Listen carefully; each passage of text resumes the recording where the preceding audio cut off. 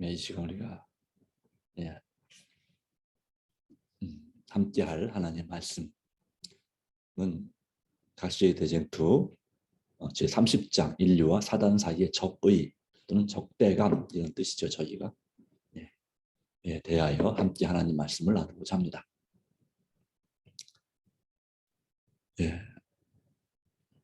이 그림은 요한계시록 12장의 그림을 형성한 것입니다.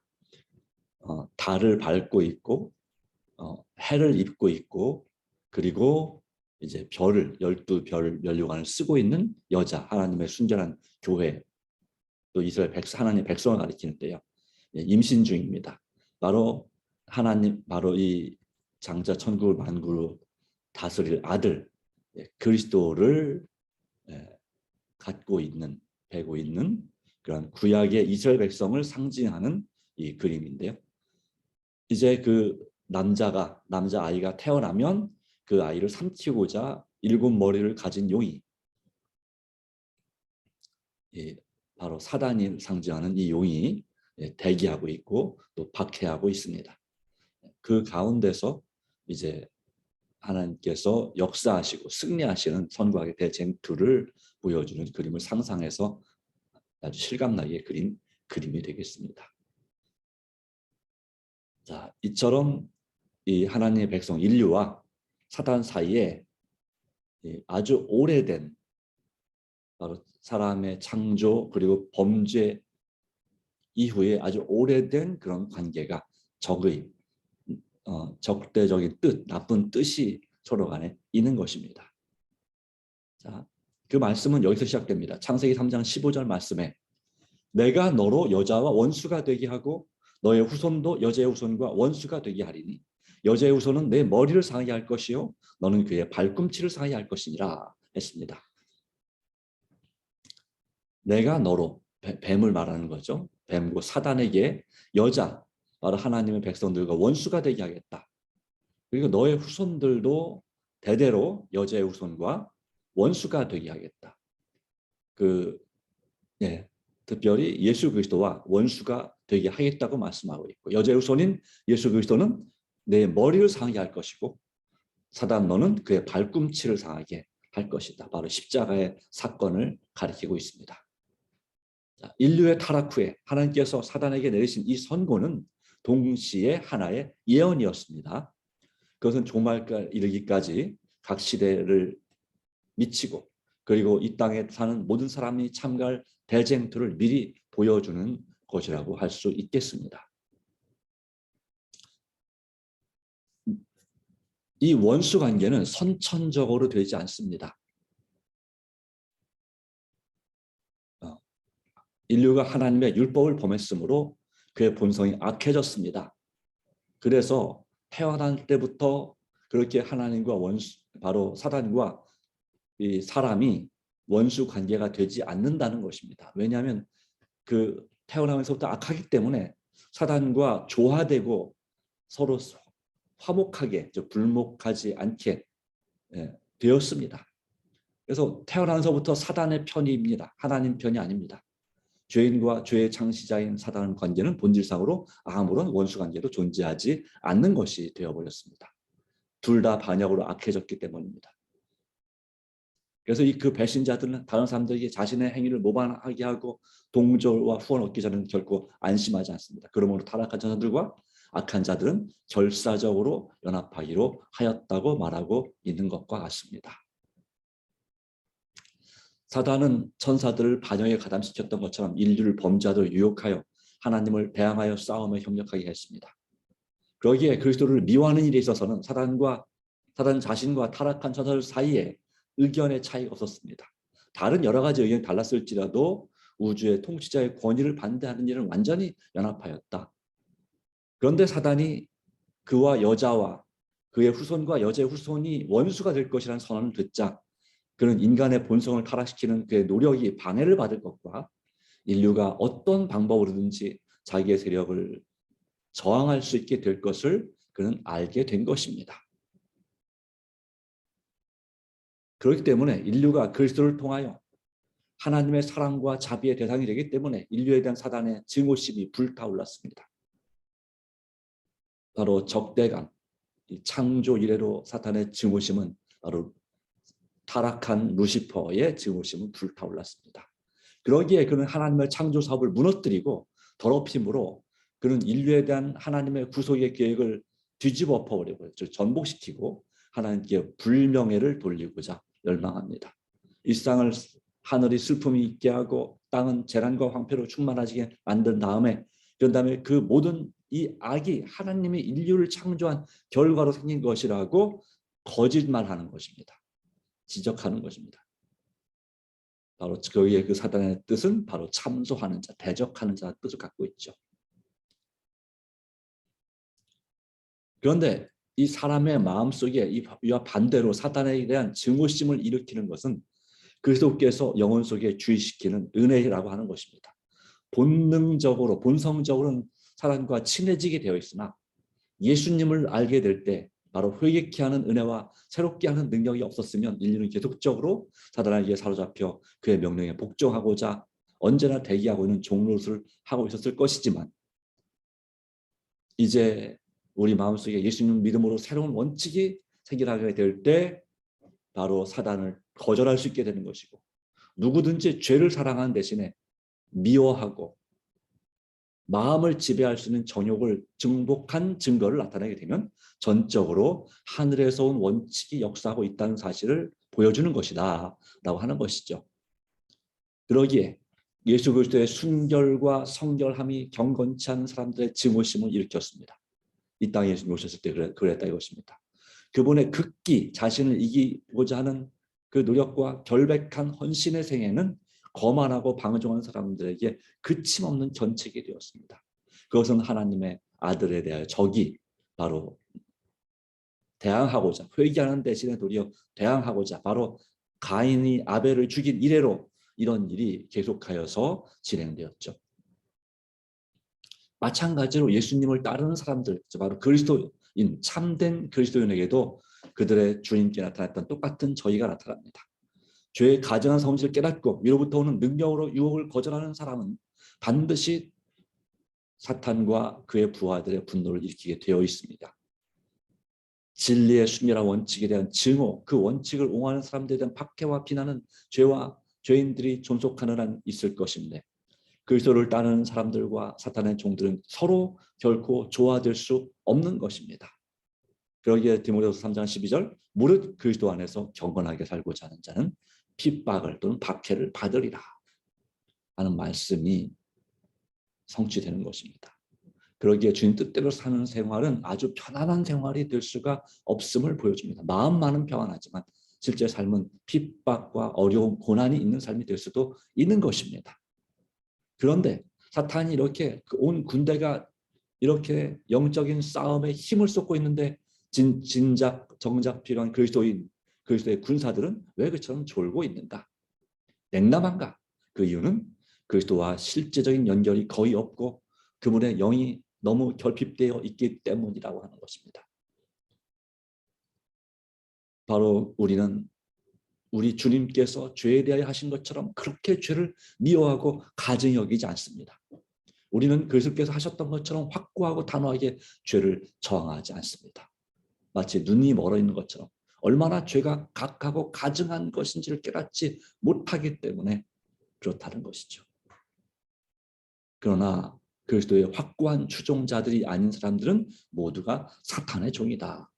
안타깝지만 우리는 저만 예수님을 확실하게 따르기로 결심하고 있는 사람들이니까 이 거듭나지 않은 사람의 마음은 죄를 사랑하는 마음이 있고요. 죄를 간직하고 핑계하려는 정신이 있다고 하는 것입니다. 그러나 거듭난 사람의 마음에는 죄를 미워하고 그것을 확고하게 저항하는 마음이 있다는 것이죠. 그러기에 우리는 경건치 않은 믿지 않는 사람들과 교제를 택하는 것을 조심해야 합니다. 나를 시험에 들게 하는 것입니다. 사단의 속임수에 깜빡 속을 수 있는 위험이 있기 때문에 비록 그들과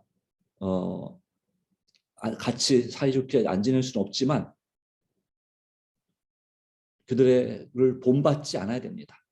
세속에 물들지 않도록 특별히 주의하지 않으면 교회가 세상으로 돌아가지 세상이 그리스도께로 돌아오지 않을 것이기 때문에 그렇습니다. 그러기에 죄악 바로 그들을 전도하기 위해서 교제할지라도 그 죄에 친숙해지지 않도록 정말 노력을 많이 해야 됩니다. 마치 다니엘이 그 바벨론의 왕궁 궁정에서 당한 것처럼 우리의 의무를 이행하기 위해 시련을 받을 때 오직 하나님께 뜻을 정하여 그렇게 할 때 하나님께서 우리를 보호해 주실 수 있음을 확신할 수 있습니다. 그러나 만일 우리 스스로 자신을 시험 받는 처지에 두게 되면 우리는 조만간 넘어질 수밖에 없다는 걸 기억해야 됩니다. 네, 이런 부분도 있습니다. 예모 있고 고상한 것처럼 보이는 그러한 모든 것들이 예수님과 관련돼 있다고 생각하는 견해를 가진 사람이 많은데 때로는 이보다 더 큰 잘못이 없다고 하는 것입니다.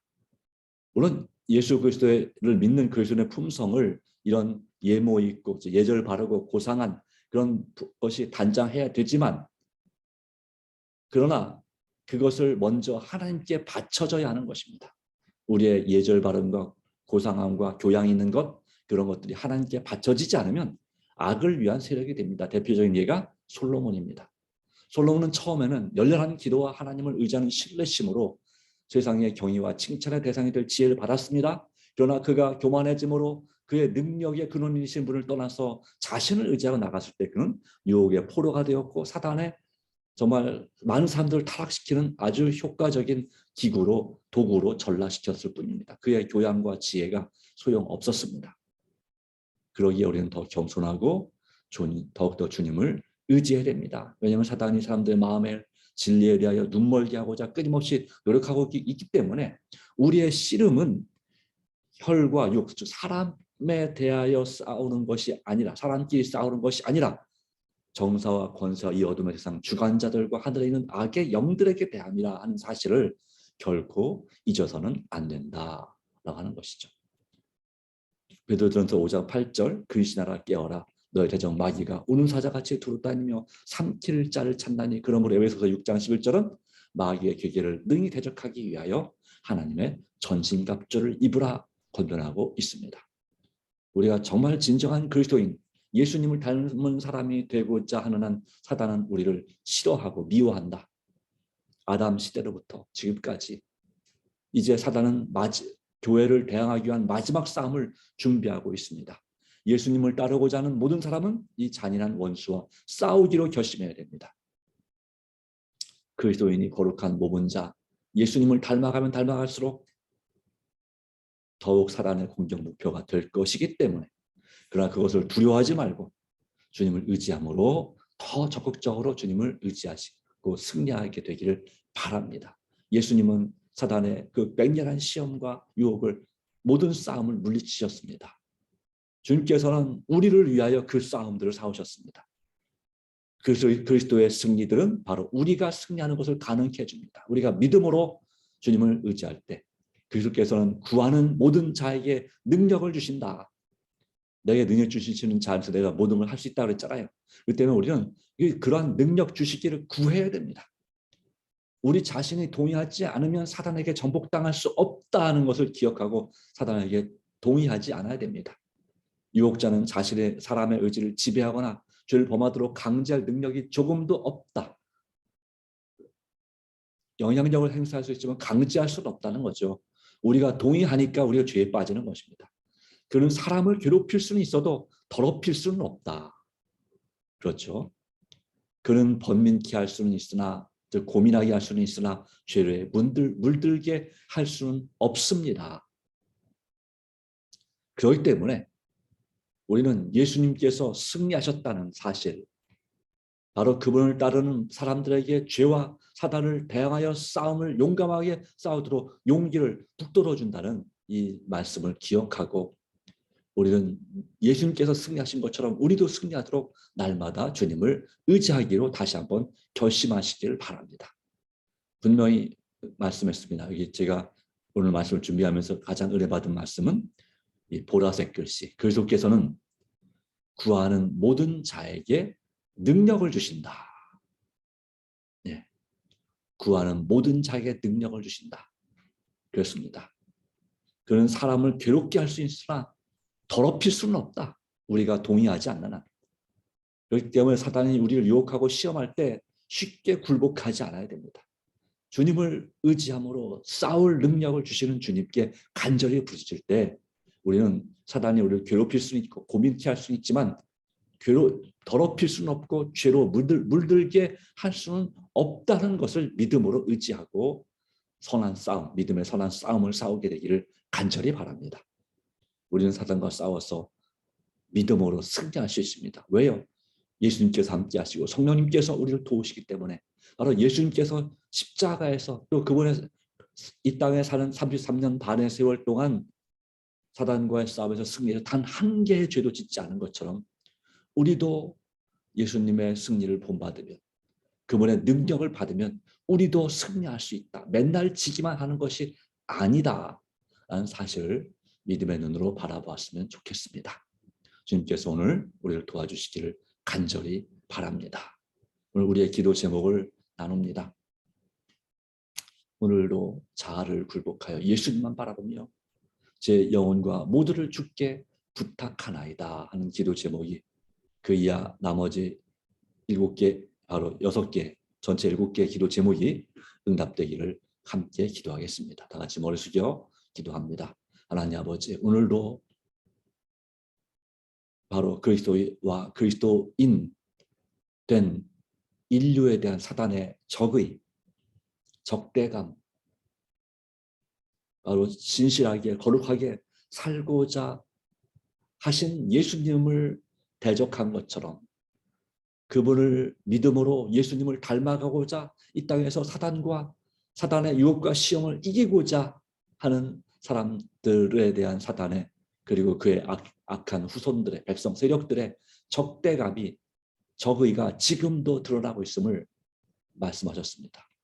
그러할지라도 비록 경건하게 살고자 하는 자는 박해를 받을지라도 우리가 그 주님을 믿음으로 의지하고 살아가는 삶이 참으로 가치 있는 삶임을 믿습니다.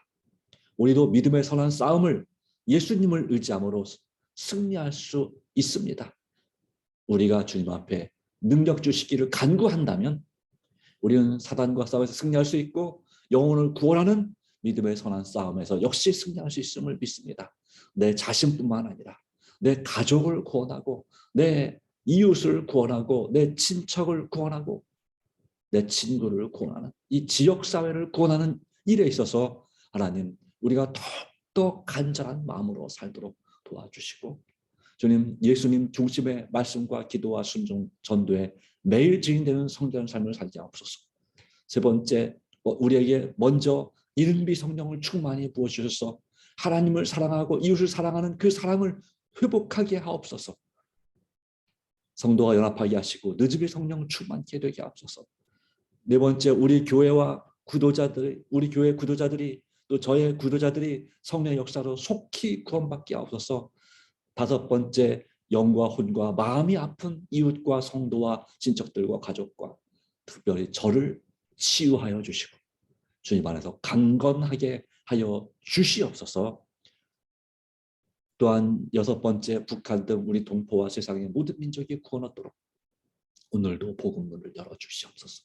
일곱 번째 세계 여러 나라와 민족과 우리나라와 지역사회 지도자들과 교회 지도자들이 성령의 지도를 따라 더 좋은 나라, 더 나은 사회, 더 거룩한 교회가 되도록 하나님을 두려워하며 서로 사랑하며 헌신하고 봉사하도록 그렇게 될 수 있도록 도와주셔서 진정한 번영과 부흥을 경건의 부흥을 이루어 나가도록 도와주실 줄 믿습니다.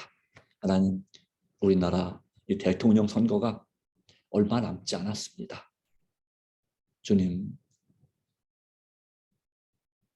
주께서 은혜 베풀어 주시기를 이제 2주 정도 남은 이 선거에 역사해 주시고 주님의 뜻을 보여주시고 정말로 주님을 사랑하고 준비된 후보가 있다고 보기 쉽지 않지만 주님 이 나라를 구하여 주시고 또한 이 민족을 이 백성들을 살려주시기를 주님의 뜻이 더 쉽게 임할 수 있는 그런 지도자가 세워지도록 도와주시기를 간절히 간구합니다. 주님 도와주시옵소서. 우리 마음에 우리 자신만 사랑하는 것이 아니라 우리 가족과 우리 지역 사회와 우리 나라를 사랑하는 마음, 우리 민족과 인류를 사랑하는 바로 예수님의 마음을 우리도 갖게 하실 줄 믿습니다. 오늘 우리의 이 기도 시간에 드리는 이 개인적인 기도뿐만 아니라 우리 교회 교인들의 이름을 하나하나 부르면서 드리는 기도, 우리의 VIP들을 위한 간절한 기도 가운데 주께서 은혜 베풀어 주시기를 간절히 바랍니다. 오늘도 기도와 말씀으로 주님과 동행하는 하루가 되게 하옵소서. 예수님의 이름으로 기도합니다. 아멘. 감사합니다. 오늘도 주님의 은혜가 함께하기를 간절히 바랍니다.